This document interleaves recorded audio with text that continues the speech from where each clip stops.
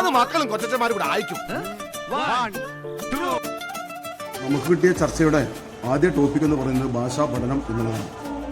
ഭാഷാ പഠനം എന്ന് പറയുമ്പോൾ ഭാഷയും വരുന്നുണ്ട്, അതിൻ്റെ പഠനവും വരുന്നുണ്ട്. ഭാഷ എന്ന് നമുക്കറിയാം മനുഷ്യൻ്റെ പുരോഗതിയുടെ നാന്ദിയാണ് ഭാഷ. ആശയവിനിമയങ്ങൾ, അതിലൂടെ സമൂഹത്തിൻ്റെ വളർച്ച, പുരോഗതി, ജനാധിപത്യ സംവിധാനത്തിൻ്റെ പുരോഗതി, ഇതെല്ലാം ഇതിൽ ഉൾക്കൊള്ളുന്നുണ്ട്. ഭാഷയില്ലെങ്കിൽ മനുഷ്യൻ്റെ ജീവിതം ഇന്നും കാടമായ ഒരു ജീവിതത്തിലേക്ക് മാറുമായിരുന്നു. അതിലൊന്നും മനുഷ്യനെ പുരോഗതിയിലേക്ക് നയിക്കുന്നതിൽ മുഖ്യമായ പങ്ക് വഹിച്ചത് ഭാഷയാണ്. അതുകൊണ്ട് തന്നെ ഈ ഭാഷയെ, ഏത് ഭാഷകളാണെങ്കിലും ശരി, ആ ഭാഷകളെ വളർത്തുകയും അതിനെ ഉയർത്തിക്കൊണ്ടുവരികയും ചെയ്യേണ്ടത് അഭികാമ്യമാണ്. കേരളത്തിൽ പ്രധാനമായും 3 തരത്തിലുള്ള ഭാഷാ പഠനങ്ങളാണ്, സംവിധാനങ്ങളാണ് നിലവിലുള്ളത്. ഒന്ന് മാതൃഭാഷ, മറ്റൊന്ന് ഇംഗ്ലീഷ്, മറ്റൊന്ന് ഹിന്ദി. 1ാം ഭാഷയായി ഉറുദു, അറബിക്, കന്നഡ, തമിഴ് എന്നീ ഭാഷകൾ കൂടി പഠിക്കാനുള്ള അവസരം കേരളത്തിൽ നമുക്ക് ലഭിച്ചുകൊണ്ടിരിക്കുന്നുണ്ട്. ദർശനവും സമീപനവും, എല്ലാ ഭാഷകളുടെയും സമീപനം അടിസ്ഥാനപരമായി ഒന്ന് തന്നെയാണ്. ഭാഷ പഠിക്കാൻ കുട്ടികൾക്ക് ജനിതകമായി തന്നെയുള്ള കഴിവ്, ചോംസ്കിയൻ സിദ്ധാന്തവും ഭാഷാ പഠനത്തിലുള്ള സാമൂഹികവും സാംസ്കാരികമായ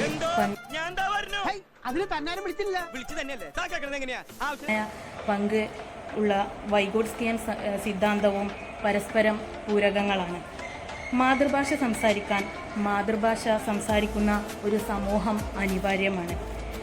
ഒരു കുട്ടി തൻ്റെ ആവശ്യങ്ങൾക്ക് വേണ്ടി മറ്റുള്ളവരോട് സംവദിക്കുകയും പരിസരത്തു നിന്ന് തന്നെ സ്വയം ആർജിക്കുകയും ചെയ്യുന്നതാണ് മാതൃഭാഷ. ഉപയോഗപ്പെടുത്തുകയും ചെയ്യുന്നു അത്. ഇതിന് കുട്ടിയെ സഹായിക്കുന്നത് തലച്ചോറിലുള്ള ഭാഷാ കേന്ദ്രമാണ്. ഭാഷാ വിദ്യാഭ്യാസം ലക്ഷ്യങ്ങൾ. ഭാഷാ പഠനം വ്യക്തിയുടെയും സമൂഹത്തിൻ്റെയും വികസനത്തിന് അത്യാവശ്യമായ കാര്യമാണ്.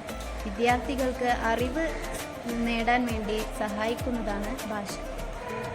ആശയങ്ങളും വികാരങ്ങളും പ്രകടിപ്പിക്കാനും സർഗാത്മക വികസനത്തിനും യുക്തിപരമായി ചിന്തിക്കാനുമുള്ള ഉത്തമ ബോധ്യത്തോടെ തിരഞ്ഞെടുക്കാനും നടത്താനും അതിനനുസരിച്ച് പ്രവർത്തിക്കാനുമുള്ള കഴിവ് ഭാഷാ പഠനം കൊണ്ട് ലക്ഷ്യമിടുന്നു. ആശയവിനിമയം നടത്താനും ഭാഷ ഉപയോഗിക്കാനും ലോകത്തിൽ സ്കൂളിലെ ഭാഷാ പഠനം എന്നുള്ളത് ഭാഷയുടെ സൗന്ദര്യം ആസ്വദിക്കുന്നതിനും അത് പറയുന്നതും എഴുതുന്നതുമായ പ്രയോഗങ്ങളെ പരിപോഷിക്കുന്നതും ആണ് സ്കൂളിലെ പഠനം, ഭാഷാ അധ്യാപനം കൊണ്ട് ഉദ്ദേശിക്കുന്നത്.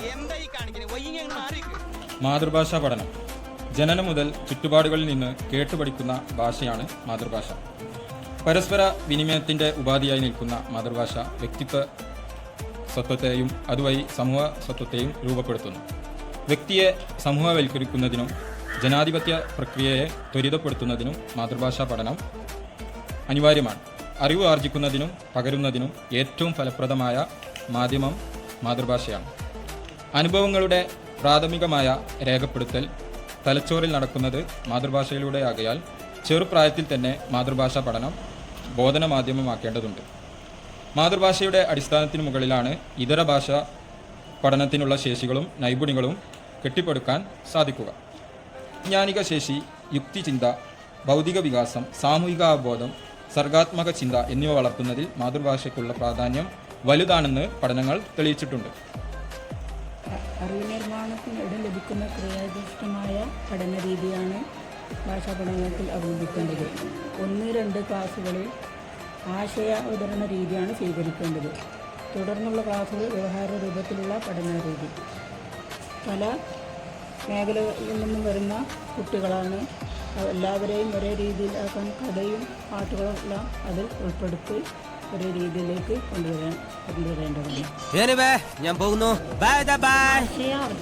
ആശയ അവതരണം നമ്മളെപ്പോൾ ക്ലാസ്സിൽ ചെയ്യുമ്പോഴും കുട്ടികളോട് ജസ്റ്റ് ഒന്ന് ബുക്ക് എടുക്കാൻ പറഞ്ഞിട്ട് അവരോടൊന്ന് നമ്മൾ എടുക്കാൻ വിചാരിച്ച സെൻറ്റൻസ് ജസ്റ്റ് ഒന്ന് റീഡ് ചെയ്യാൻ പറഞ്ഞിട്ട് നമ്മൾ അവരോട് ചോദിക്കുക, നിങ്ങൾക്ക് എന്താണ് ഇതിൽ നിന്ന് മനസ്സിലായത്? അങ്ങനെ ചോദിച്ചിട്ടുമാണ് നമ്മൾ ക്ലാസ് തുടങ്ങുന്നത്. അതിൽ നമ്മൾ ഒരു കുട്ടികളോട് ചോദിക്കും, കുട്ടികളുടെ നിങ്ങൾക്ക് എന്താണ് ഇതിൽ മനസ്സിലായത്? അപ്പോൾ എല്ലാ കുട്ടികൾക്കും അതിൽ നിന്ന് പ്രതികരിക്കാൻ തോന്നും. അപ്പോൾ കുട്ടികളുടെ പ്രതികരണങ്ങൾ, അതേപോലെ ഓരോ കുട്ടികളും അത് വായിക്കുകയാണ്. വ്യക്തിഗതപരമായിട്ടുള്ള വായന, പിന്നെ കുട്ടികളും അധ്യാപകരും ഒരുമിച്ചിട്ട് ഇരുന്നിട്ടുള്ള വായന, പിന്നെ ഗണിത പഠനം. ഗണിതശാസ്ത്രത്തിൻ്റെ അടിസ്ഥാനത്തിൽ സ്വഭാവവും രീതിയും മനുഷ്യൻ്റെ ആവശ്യങ്ങൾക്കും സാമൂഹ്യ സാഹചര്യങ്ങൾക്കും അനുസരിച്ച് കാലക്രമേണ പല പ്രദേശങ്ങളിലായി രൂപം കൊണ്ടവയാണ്. ആദ്യം ഗണിതം എന്നാൽ എണ്ണുക എന്നത് മാത്രമായിരുന്നു. ഇതിനായി എണ്ണസംഖ്യകൾ ഉണ്ടാക്കി. പിന്നെ കൃഷി ആവശ്യങ്ങൾക്ക് വേണ്ടിയിട്ട് ഭിന്നസംഖ്യകളും ഉണ്ടാക്കി. എല്ലാം നീളങ്ങളും അളക്കാൻ ഭിന്നസംഖ്യകൾക്ക് പര്യാപ്തമല്ലാത്തതിനാൽ അഭിന്നക സംഖ്യകളും ഉണ്ടാക്കി. അങ്ങനെ കേവല ആവശ്യങ്ങൾക്ക് രൂപപ്പെട്ടതാണ് ഗണിതം. ഭാഷാ പഠനം, വിലയിരുത്തൽ, നിരന്തര മൂല്യനിർണ്ണയം നമ്മുടെ ക്ലാസ്സുകളിൽ പ്രത്യേകിച്ചും വളരെ അത്യന്താപേക്ഷിത വിഷയമായ വളരെ പ്രധാനപ്പെട്ട ഒന്നാണ് മൂല്യനിർണ്ണയം എന്നുള്ളത്. കുട്ടികളെ ലക്ഷ്യത്തിലെത്തിക്കുന്നതിന് വേണ്ടി തടസ്സമാകുന്ന ഏത് ഭാഗങ്ങൾ മനസ്സിലാക്കി ഓരോ കുട്ടിക്കും അനുയോജ്യമായ രീതിയിലുള്ള ആ ലക്ഷ്യത്തിലെത്തുന്നതിനുള്ള തടസ്സങ്ങൾ കണ്ടെത്തി ആ അധ്യാപകർ തീർച്ചയായും അവർക്കുള്ള പൂർണ്ണമായ പിന്തുണ നൽകൽ വളരെ അത്യാവശ്യമാണ്. അതുപോലെ തന്നെ നിരന്തര മൂല്യനിർണ്ണയം നടക്കേണ്ടത് വ്യക്തവും കൃത്യവുമായ സൂചകങ്ങൾ ഉണ്ടായിരിക്കണമെന്നുള്ളത്. കൃത്യവും വ്യക്തമായ സൂചകങ്ങൾ അടിസ്ഥാനത്തിലാണ് മൂല്യനിർണ്ണയം നടക്കേണ്ടതെന്ന് മനസ്സിലാകുന്നു. അതുപോലെ തന്നെ ഈ മൂല്യനിർണ്ണയം നടക്കേണ്ടത് ക്ലാസ് മുറികളിലെ പഠന പ്രവർത്തനങ്ങൾക്കിടയിലാണ് പ്രധാനമായും നടക്കേണ്ടത്. അവിടെയുള്ള പ്രവർത്തനങ്ങൾ നൽകി ആ കുട്ടിക്ക് ആ ലക്ഷ്യത്തിൽ എത്തിയിട്ടുണ്ടോ എന്നതിൽ കൃത്യമായ ക്ലാസ് റൂമുകളിൽ തന്നെ നിരന്തരമായ മൂല്യനിർണ്ണയങ്ങൾ നടക്കേണ്ടതുണ്ട്. ഇനി മറ്റൊരു പ്രധാന കാര്യം ഇതര ഭാഷാ പഠനത്തെക്കുറിച്ചാണ് പറയാറുള്ളത്. മാതൃഭാഷയുടെ തനിമയിൽ നിന്നുകൊണ്ട് തന്നെ അതിൻ്റെ തനിമ നഷ്ടപ്പെടാത്ത രീതിയിൽ മറ്റു ഭാഷകൾ പഠിക്കുന്നതിന് വേണ്ടിയുള്ള എല്ലാ അവസരങ്ങളും നാം കുട്ടികൾക്ക് തയ്യാറാക്കി. ഇംഗ്ലീഷ് തലത്തിൽ ചിന്തിക്കുമ്പോൾ നമ്മൾ ക്ലാസ് റൂമുകളിൽ തന്നെ അതിന് കുട്ടികൾക്ക് നിരന്തരം സംസാരിക്കാനും കേൾക്കാനും ഉള്ള അവസരം സൃഷ്ടിക്കലാണ് ഏറ്റവും പ്രധാനമായിട്ട് വേണ്ടത്. ഇപ്പോൾ നമ്മുടെ ജീവിതത്തിൽ തന്നെ മൊബൈൽ, അതുപോലെ കാറ്, ബൈക്ക്, ഇത്തരം വാക്കുകളൊക്കെ നമ്മൾ ചിന്തിക്കുകയാണെങ്കിൽ കുട്ടികൾ സ്വാഭാവികമായിട്ടും ആർജിച്ചെടുത്തതാണ്. അതിന് കുട്ടികൾ ഭയലേശമന്യേ ആ ഭാഷ കേൾക്കാനുള്ള ഒരു അവസരം ക്ലാസ് റൂമുകളിൽ നമ്മളെ അധ്യാപകർ സൃഷ്ടിക്കേണ്ടതുണ്ട്. ലക്ഷ്യങ്ങൾ, ആ ലക്ഷ്യബോധം ഒരു സംസ്കാരത്തിനകത്ത് നിൽക്കുന്ന ആ കുട്ടികളുടെ സംസ്കാരത്തിന് യോജിച്ച ലക്ഷ്യങ്ങൾ നമ്മൾ നേടിയെടുക്കണം.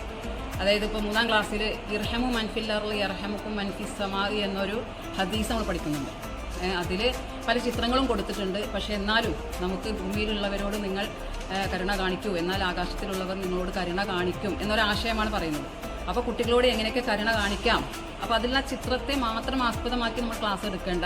കുട്ടികളുടെ ആശയങ്ങൾ, അവർക്ക് കിട്ടിയ, അതായത് കരുണ കാണിക്കാൻ കിട്ടിയ അവസരങ്ങൾ എന്തൊക്കെയാണ് എന്നൊക്കെ നമുക്ക് ചോദിക്കാം. അതോടൊപ്പം തന്നെ ഇനി നമുക്ക് എങ്ങനെയൊക്കെ കരുണ കാണിക്കാം, അതായത് 3ാം ക്ലാസ്സിൽ ഒരു കുട്ടി, ഒരു ഭിന്നശേഷി കുട്ടി, നടക്കാൻ കഴിയാത്തൊരു കുട്ടി ഉണ്ടെങ്കിൽ നമുക്ക് ആ കുട്ടീനെ വെച്ചുകൊണ്ട് എങ്ങനെ കരുണ കാണിക്കാം. അപ്പോൾ അവരെ ഹെൽപ്പ് ചെയ്യാം. ആ കുട്ടിക്ക് നടക്കാൻ കഴിയില്ല, അല്ലെങ്കിൽ ഭക്ഷണം കഴിക്കാൻ കഴിയില്ല, വായിക്കാനോ എഴുതാനോ കഴിയില്ല. അപ്പോൾ കുട്ടികൾക്ക് ഒഴിവ് സമയങ്ങളിൽ അവർ ആ കുട്ടിയോട് പല കാര്യങ്ങൾക്കും സഹായിച്ചുകൊണ്ട് ആ കുട്ടിയോട് കരുണ കാണിക്കുകയാണ്.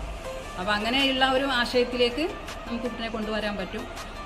പിന്നെ അതുപോലെ തന്നെ ഈ ടെക്സ്റ്റ് ബുക്കല്ല, മറ്റു വായനാ സാമഗ്രികൾ നമുക്ക് പഠനത്തിന് ഉപയോഗിക്കാം. വായനാമൂല, അതുപോലെ പിന്നെ ഭാഷാ പുസ്തകങ്ങൾ നമുക്ക് ഉപയോഗിക്കാം.